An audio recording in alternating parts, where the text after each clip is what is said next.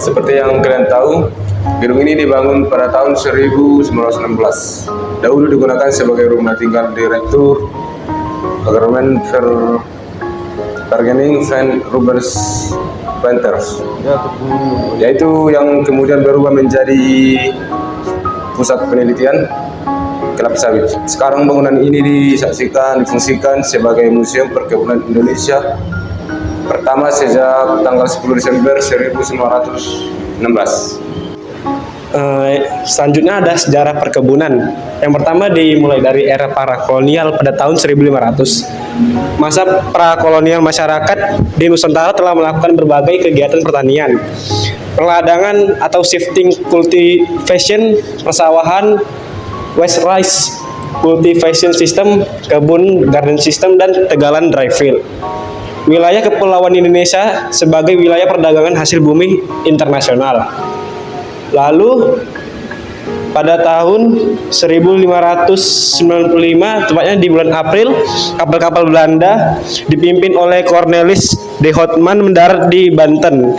Gelombang kedua dipimpin Jacob van Neck dan Van Warwitz tiba di Banten pada bulan November 1598. 3 kapal kembali ke Belanda dengan muatan rempah-rempah atau lada, dan 5 buah kapalnya yang lain menuju ke Maluku. Lalu pada era kolonial tahun 1600, pada tanggal 20 Maret 1602 berdiri Verenigd Oost-Indisch Compagnie VOC atau Perkumpulan Dagang India Timur. VOC di Banten dikepalai oleh Francois Witter. VOC melakukan pengembangan komoditi perdagangan baru seperti tebu, kopi, dan indigo. Pada abad ke-19, VOC bangkrut. Van der Bosch pada tahun 1830 menjadi Gubernur Jenderal di Hindia Belanda. Kultur stelsel, sistem tanam paksa dilaksanakan. Jenis tanaman wajib yaitu kopi, tebu, indigo, lada, tembakau, teh, dan kayu manis. Lalu pada tahun 1870 Undang-Undang Agraria terjadi industrialisasi, infrastruktur meningkat, jalan raya, kereta api, irigasi, pelabuhan, telekomunikasi. Indonesia adalah produsen kelas dunia dari berbagai tanaman perkebunan termasuk kelapa sawit, kelapa, karet, kopi, dan gula dan kakao. Terdapat pula produk tanaman industri tahunan lain yang ditanam dengan skala kecil berupa lada Piper albilin, kemudian ada pala atau Myristica fragrans Haut, kemudian ada kayu manis atau Cinnamomum verum, dan cengkeh, kemudian ada vanili atau Vanilla planifolia. Baiklah, ini adalah kelapa sawit Ellis atau Juiniens yang dikenal sebagai kelapa sawit Indonesia, berasal dari 4 kelapa sawit dari Amsterdam dan 2 Marturius untuk ditanam di kebun raya Bogor. Sampai akhir abad ke-19, kelapa sawit hanya digunakan sebagai tanaman hias atau tanaman dua dari jalan, seperti dapat ditemui di kebun-kebun dan ditanam pada waktu itu. Baiklah, di sini ada contoh minyak kelapa sawit, yaitu minyak kalam. Ini contohnya. Yang kedua ada minyak goreng khas dari murni kelapa sawit. Yang kedua adalah ada produk kosmetik. Berikutnya ada sejarah teh Indonesia. Tanaman teh berasal dari Yunan atau daerah Cina yang merupakan daerah hutan transisi tropis dengan subtropis. Teh dibawa pertama kali di Indonesia pada tahun 1686 oleh seorang Belanda bernama Andreas Celer dan ditanam sebagai tanaman hias. Di tahun 1826, seorang pecicip teh dari Nederlandes Heders Macapiji bernama Jacobson berhasil membudidayakan dan memanfaatkan teh. Keberhasilan Jacobson ini memberi catatan khusus pada sejarah teh di Indonesia. Tahun 1835, pengapalan komoditas teh pertama terjadi sebanyak 200 peti. Amsterdam, semuanya dari perkebunan Bogor dan Garut. Perkembangan perkebunan teh di Jawa baru melesat setelah ditemukan varietas asal yang masuk di Indonesia pada 1878. Sejak saat itu, perkembangan perkebun teh menjalar sehingga ke Sumatera. Teh tumbuh dengan baik di daerah dataran tinggi dengan ketinggian 200 sampai 2000 mdpl dengan suhu sejuk dan tanah vulkanik mudah. Pada tahun 1910 mulai dibangun perkebunan teh pertama di luar Jawa, yaitu daerah Simalungun, Sumatera Utara. Kemudian menyebar di berbagai wilayah Sumatera Utara. Oleh teh tipe perusahaan Inggris produsen teh premium dunia, teh kayu aro dari Kerinci Jambi masuk kepada jaranan teh kualitas nomor 1 di dunia. Baik, yang berikutnya adalah kopi. Kopi diyakini berasal dari Ethiopia di Afrika. Pada mulanya kopi dinikmati oleh masyarakat di wilayah tengah dengan cara merebus daun dan biji kopinya. Seorang pedagang Belanda memperkenalkan kopi di Eropa dan ditemukan teknologi menyeduh kopi.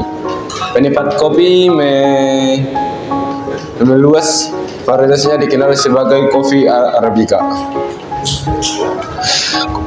Dan pada tahun 1711 Belanda berhasil mengapalkan 894 ton kopi ke Amsterdam.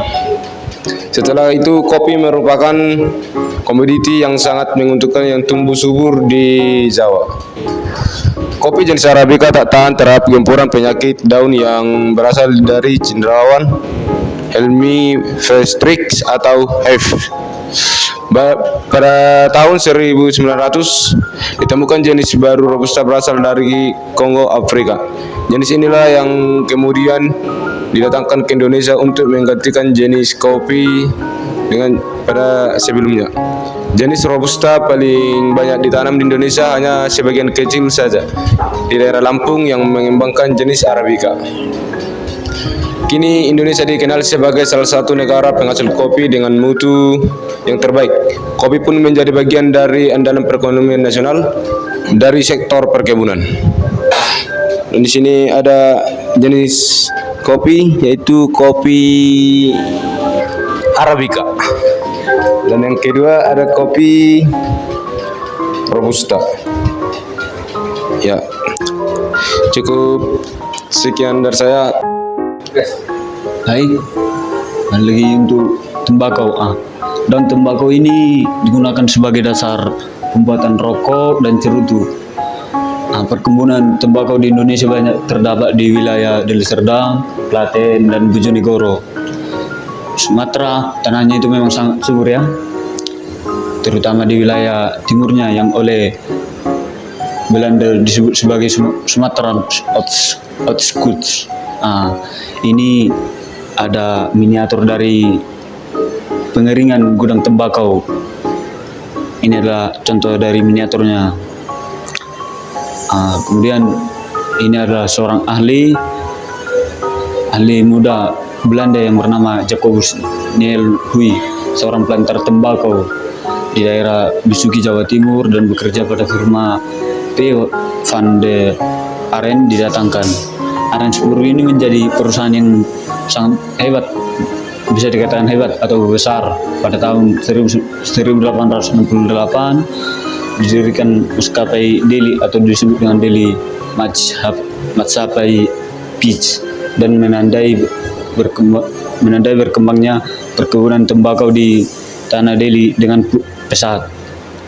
Kemudian sini bisa kita lihat, inilah contoh pengklasifikasian daripada tembakau, yang dimana di sini diklasifikasikan yang mana besar, mana kecil, mana sedang. Beginilah contoh pengklasifikasian tembakau tersebut. Ini bisa kita lihat foto dari tembakau yang sudah diklasifikasikan oleh petani tembakau.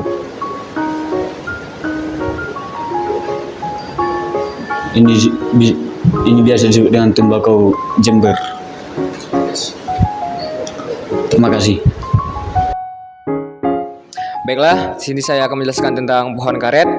Pohon karet adalah tanaman dari Brazil yang dibudidayakan pada tahun 1601. Di Indonesia, Malaysia, Singapura, tanaman ini mulai dibudidayakan sekitar tahun 1876. Di Indonesia, biji-biji karet ini tersebut didatangkan dari Kew Gardens dan Malaka yang kemudian dikembangkan di kebun raya Bogor.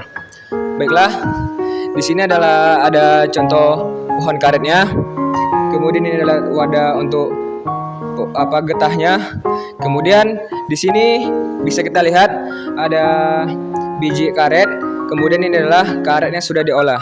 Kemudian kalau kita bergeser ke bawah, di sini ada pisau deres dan wadah-wadahnya.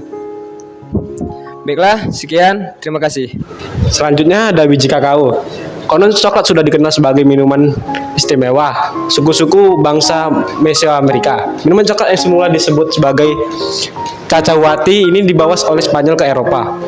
Kakao sudah dikenal sebagai tanaman perkebunan di Indonesia pada tahun 1560. Seorang residen di wilayah Minahasa menyatakan kalau kakao sudah ditanam di Minahasa pada tahun 1740. Kemungkinan besar bibitnya dibawa oleh bangsa Spanyol dari daerah Filipina.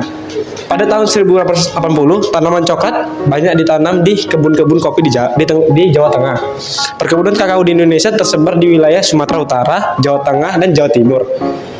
Sementara di wilayah-wilayah Maluku, Papua, Sulawesi Utara, Sulawesi Selatan, dan Sulawesi Tenggara, juga Nusa Tenggara Timur. Perkebunan kakao di Indonesia dibagi menjadi 3. Yang pertama ada perkebunan rakyat 86%, perkebunan besar negara 7%, dan perkebunan besar swasta 7%. Ini adalah contoh pembuatannya, dan ini adalah contoh biji kakaonya, biji coklat kakaonya. Sekian, terima kasih. Kemudian ada tebu. Asal mula tebu ini belum diketahui dengan pasti, namun dianggap ahli berasal dari daerah Papua dan Papua Nugini. Tebu adalah tanaman jenis rerumputan asli tropis. Menurut sejarah, sebelum Perang Dunia Kedua, pengusaha asal Indonesia yang bernama Oi Tiong Ham yang mendapatkan julukan sebagai Raja Gula. Kemudian tahun 1930-an dunia mengalami titik nadi perekonomian Malaysia, namun Belanda tidak terkena karena terselamatkan oleh industri gula di Jawa. Kala itu gula adalah gabus penyelamat Belanda. Tebu menjadi bahan dasar pembuatan gula dan penyedap makanan. Kini tebu juga dimanfaatkan sebagai bahan bakar terbarukan dalam bentuk etanol. Baiklah, ini adalah histori lain kelapa sawit di Indonesia. Yang pertama pada tahun 1848, introduksi kelapa sawit oleh Price di Kebun Raya Bogor sebagai tanaman hias. Yang kedua adalah pada tahun 1878, budidaya kelapa sawit di distrik Delhi oleh Delhi Majapahit di kebun seluas 0,4 hektar. Yang ketiga pada tahun 1911, perkebunan sawit secara luas dan komersial pertama dibangun di Sungai Liput atau Aceh dan Pulau Raja, Asahan, Sumatera Utara. Yang keempat, pada tahun 1922, pabrik kelapa sawit pertama di Indonesia dibangun di Sungai Liput atau Aceh dan Tanah Hitam Ulu atau Sumatera Utara. Yang kelima, pada tahun 1900-an, nasionalisasi perkebunan kelapa sawit pasca kemerdekaan oleh Republik Indonesia. Yang keenam ada pada tahun 1970-an, penggunaan benih unggul kelapa sawit DPX ekspedisi ke provinsi lain dan pengembangan perkebunan inti rakyat. Yang ketujuh ada pada tahun 1907, pabrik minyak goreng pertama di Indonesia atau Adolina. Yang kedelapan ada 1980, introduksi penggunaan kumbang Eladobius camerunicus untuk penyerbukan bunga. Yang berikutnya ada tahun 2000, areal kelapa sawit yang terluas di dunia. Yang selanjutnya 2006 sampai sekarang Indonesia jadi produsen minyak sawit terbesar di dunia.